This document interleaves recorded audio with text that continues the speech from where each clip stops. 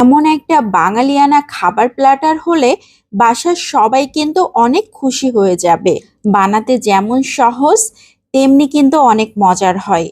প্রথমে আমি কয়েক পিস ইলিশ মাছ নিয়ে নিয়েছি, আধা চা চামচ করে লবণ, হলুদ ও লাল মরিচের গুঁড়া দিয়ে দিয়েছি। 1 চা চামচের মতো সরিষার তেল দিয়ে দিচ্ছি, যাতে লবণ হলুদগুলো মাছের সাথে খুব ভালোভাবে মাখানো যায়। এখন খুব ভালো করে মাখিয়ে নিচ্ছি, একটা সাইডে রেখে দিচ্ছি। চুলাতে একটা প্যান বসিয়ে দিয়েছি, তার উপরে তেল দিয়ে দিয়েছি, একে একে মাছগুলোকে দিয়ে দিচ্ছি। উল্টে পাল্টে মাছগুলোকে পছন্দ অনুযায়ী ভেজে নিতে হবে। আমি একটু ডিপ ফ্রাই করে নিচ্ছি, একদম মুচমুচে হয় সেরকম ভাবেই ভেজে নিয়েছি। এখন একে একে তেল ঝরিয়ে উঠিয়ে নিচ্ছি। ইলিশ মাছ থেকে কিন্তু অনেকটাই তেল বের হয়েছে, ওই তেলটাও আমার কাজে লাগবে। আমি একে একে সার্ভ করে নিচ্ছি, উপর থেকে কিছুটা তেল দিয়ে দিচ্ছি। অবশিষ্ট যে তেল রয়েছে প্যানে, তার মধ্যে কয়েকটা শুকনা মরিচ দিয়ে দিয়েছি। মরিচগুলোও একদম মুচমুচে করে ভেজে উঠিয়ে নিচ্ছি। কিছু ভাজা শুকনা মরিচ ভাজা মাছের উপর দিয়ে দিচ্ছি, আর দিয়ে দিচ্ছি সেই ভাজা তেল।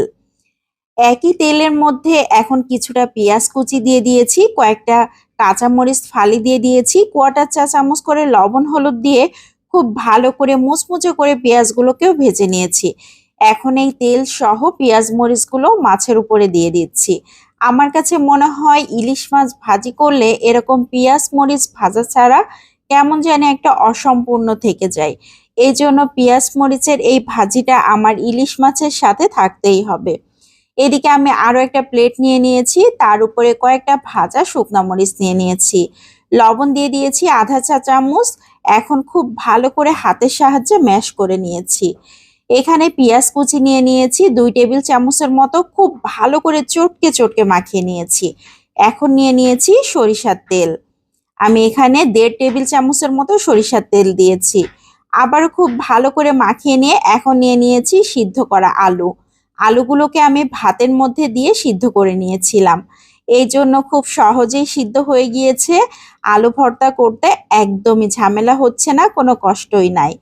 আলু ভর্তাটা খুব ভালো করে আমি মাখিয়ে নিচ্ছি। সবশেষে দিয়ে দিয়েছি ধনিয়া পাতা কুচি। আবারও খুব ভালো করে চটকে চটকে আলু ভর্তা মাখিয়ে নিয়েছি। আলু ভর্তা এভাবে মাখালে আমার কাছে বেশি ভালো লাগে। উপর থেকে সামান্য একটু সরিষার তেল দিয়ে দিয়েছি, দেখতে কতটা লোভনীয় লাগছে। এখন একটা প্লেট নিয়ে নিয়েছি, তার উপরে ভাত নিয়ে নিচ্ছি, একদম ধোয়া ওঠা গরম গরম ভাত। দেখেই কেমন লাগছে তাই না? 1 পিস ইলিশ মাছ নিয়ে নিলাম, একটা ভাজা শুকনা মরিচ, কিছুটা ইলিশ মাছের তেল, আর একটা কাঁচা মরিচ। এদিকে আলু ভর্তা নিয়ে নিয়েছি, আর নিয়ে নিচ্ছি পাতলা মসুর ডাল। মসুর ডালটা আমি আগেই রান্না করেছিলাম। আর নিয়ে নিয়েছি 1 স্লাইস লেবু। কেমন হলো বলেন তো এই খাবার প্ল্যাটারটা? কত সহজেই তৈরি করা হয়ে গেল। বাঙালিয়ানা এই খাবার প্ল্যাটারটা আমার মনে হয় সব বাঙালি পছন্দ করবে। অসাধারণ টেস্টি। তো বিদায় নিয়ে নিচ্ছি। আসসালামু আলাইকুম।